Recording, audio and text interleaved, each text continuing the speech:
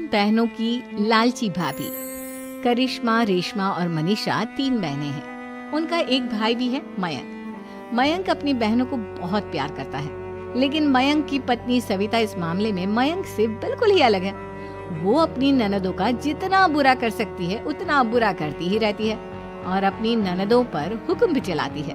करिश्मा, करिश्मा, तुमने अभी तक नाश्ता नहीं बनाया? तुम्हारे भैया को ऑफिस जाने में देर हो रही है। हाँ भाभी, बस अभी बनाती हूँ। करिश्मा, तुम ये ढीलापन छोड़ दो। कल को पराये घर जाना है। वहाँ अगर तुम इस तरह से काम करोगी तो लोग क्या कहेंगे कि माँ ने और भाभी ने कुछ सिखाया नहीं।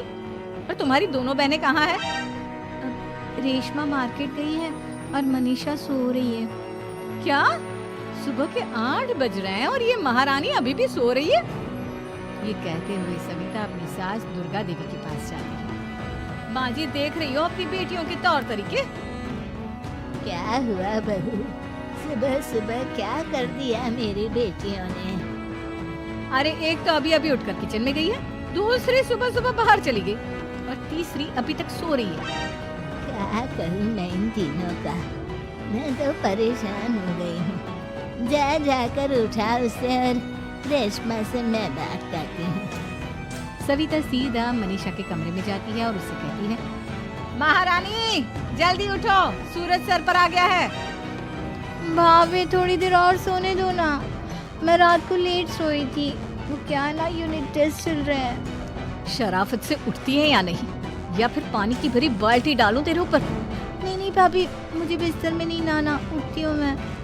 मनीषा जल्दी से उठकर बाथरूम में चली जाती है। सभी आराम से बैठकर नाश्ता कर रहे होते कि तभी रेशमा बाजार से हाथ में सामान लिए आ जाती है। रेशमा को देखते ही सविता उस पर बरस पड़ती है। लो, आ गई महारानी। ऐसा भी क्या सामान लाना था जो सुबह आंख मलते ही बाजार की तरफ रवाना हो गई? भाभी, कल आप ही तो चीख रही थी कि घर का सारा सामान मुझे ही लाना पड़ता है, घर में किसी को भी किसी काम से कोई लेना देना नहीं है। अब मैं बाजार जाकर सामान ले आई तो आपको इस बात से भी तकलीफ हो रही है? देख रही हो माँ जी, अपनी बेटी की जुबान कैंची से भी तेज चलती है। और मयंक, आप तो कुछ कहेंगे नहीं अपनी लाडली बहन को। रेशमा, अपनी भाभी से ऐसे बात नहीं करते। चलो माफी मांगो। भैया, मैं क्यों माफी मांगू? आप भाभी से बोलिए ना कि हम पर कम हुक्म चलाया करे। हम इस घर की बेटियां हैं और आपकी पत्नी की ननद है, नौकरानी नहीं। लो कर लो बात। इनकी भलाई के लिए कुछ भी बोलो तो इन्हें बुरा लग जाता है। इस घर में यही इज्जत है मेरी। देख लो माँ जी, आपकी बेटी किस लहजे में मुझसे बात कर रही है। सविता वहाँ से चली जाती है।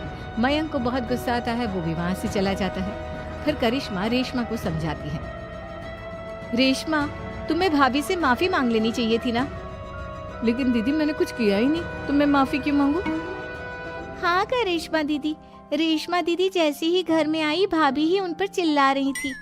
हाँ, मैं मानती हूँ कि गलती भाभी की थी। मैं तो इसलिए बोल रही हूँ कि भाभी ने माँ को तो पूरी तरह अपने वश में कर लिया है। वो हमारी बात सुनती ही नहीं। मयंक भैया हमारे लिए हमेशा खड़े रहते हैं, इसलिए उनकी बात का मान तो तुम्हें रखना चाहिए था ना। कोई फायदा नहीं दीदी, कुछ दिनों की बात और है, भाभी उन्हें भी हमारे खिलाफ भड़का देंगी। फिर वो भी माँ की तरह हमारी किसी बात का विश्वास नहीं करेंगे। इसी तरह सविता अपनी तीनों ननदों को किसी न किसी बात पर परेशान करती रहती थी। एक दिन मयंक अपनी तीनों बहनों के लिए गिफ्ट लाया।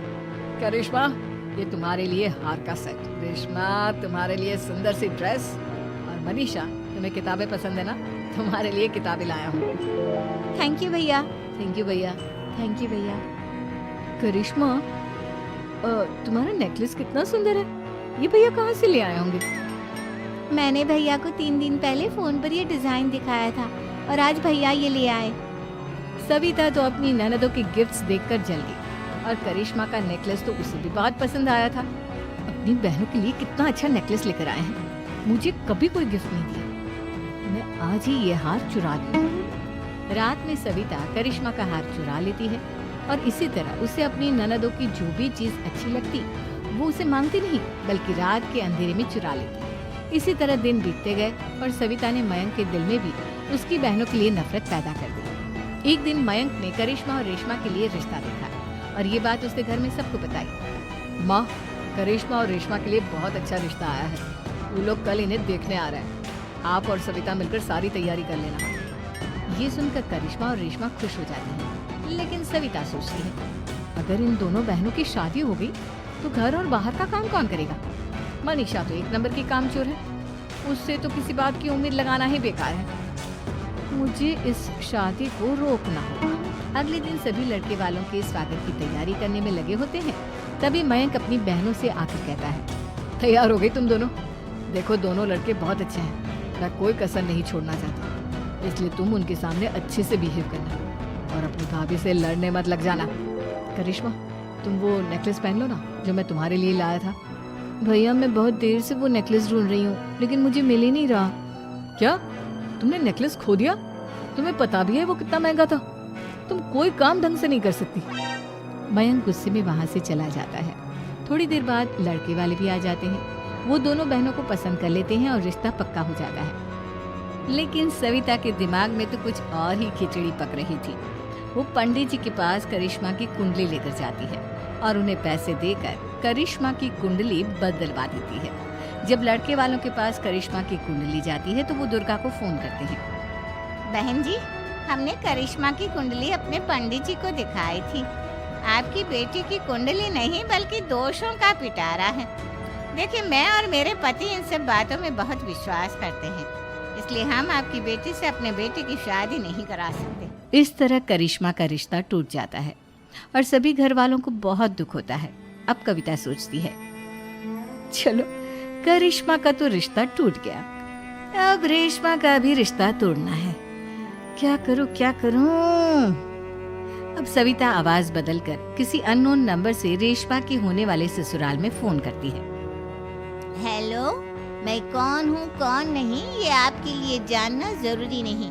बस इतना सुन लो कि रेशमा का 2 साल से किसी के साथ अफेयर चल रहा है। बस रेशमा का रिश्ता तोड़वाने के लिए सविता का इतना कहना काफी था। अब रेशमा का भी रिश्ता टूट गया।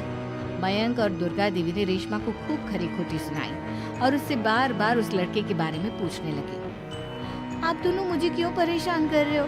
अरे कोई लड़का होगा मेरी लाइफ में तो मैं बताऊंगी ना। जब कोई है ही नहीं तो कहाँ से लाऊं मैं कोई लड़का? तो तेरे होने वाले ससुराल वालों को फोन किसने किया था? माँ मैं नहीं जानती किसने फोन किया था, मैं सच कह रही हूँ। मैं तो पहले ही कह रही थी इसकी लगाम खींच कर रखो, लेकिन मेरी सुनता ही कौन है। आप चुप रहिए भाभी, ये सब आपका ही किया धरा है। अब तीनों बहनों को विश्वास हो जाता है कि ये सब उनकी भाभी ही कर रही है। तीनों बहनें अपनी भाभी को सबक सिखाने के लिए एक वकील कर लेती है और घर में हिस्सा मांगती। देखो भैया, माँ बाप की जायदाद में जितना बेटों का हक होता है उतना ही बेटियों का, इसलिए इस घर के 4 हिस्से होंगे और हमें अपना हिस्सा चाहिए। मैंने तुम्हारे लिए क्या क्या नहीं किया और तुम इस घर में हिस्सा मांग रही हो? भैया, आप और माँ हम बहनों की कोई बात नहीं सुनते हो और भाभी हमारी शादी नहीं होने देगी क्योंकि उन्हें लगता है कि आप हमारी शादी में ज्यादा पैसा लगाओगे और उन्हें हम जैसी फ्री की नौकरानी कहाँ मिलेगी। तो हम भाभी के साथ तो रह नहीं सकते, हम बहनों को अपना हिस्सा चाहिए। अरे तुम्हें शर्म आनी चाहिए अपनी भाभी पर ऐसा इल्जाम लगाते हुए। वो तुम्हारे बारे में कितना सोचती है। हाँ माँ, भाभी हमारे बारे में बहुत सोचती है। दिन रात बस यही सोचती रहती है कि किस तरह से अपनी तीनों ननदों को परेशान करूं और कभी मुझे पढ़ने भी नहीं देती। दोनों बहनों का रिश्ता भी तो इन्होंने ही तोड़वाया है और रात में हमारे कमरे में आकर हमारी चीजें भी चुराती हैं। इसी तरह सविता की तीनों ननदें अपनी बात पर अड़ी रही। अब कोर्ट में तारीख भी शुरू हो गई। जब सविता को लगा कि उसकी तीनों ननद इतनी आसानी से नहीं मानने वाली, तो उसने अपने पति और सास को सारी सच्चाई बता दी और अपनी तीनों ननद से माफी मांगी। मयंक और दुर्गा को भी अपनी गलती का एहसास हो गया। अब सविता खुद करिश्मा और रेशमा के लिए अच्छा रिश्ता ढूंढती है और उनकी शादी करती है।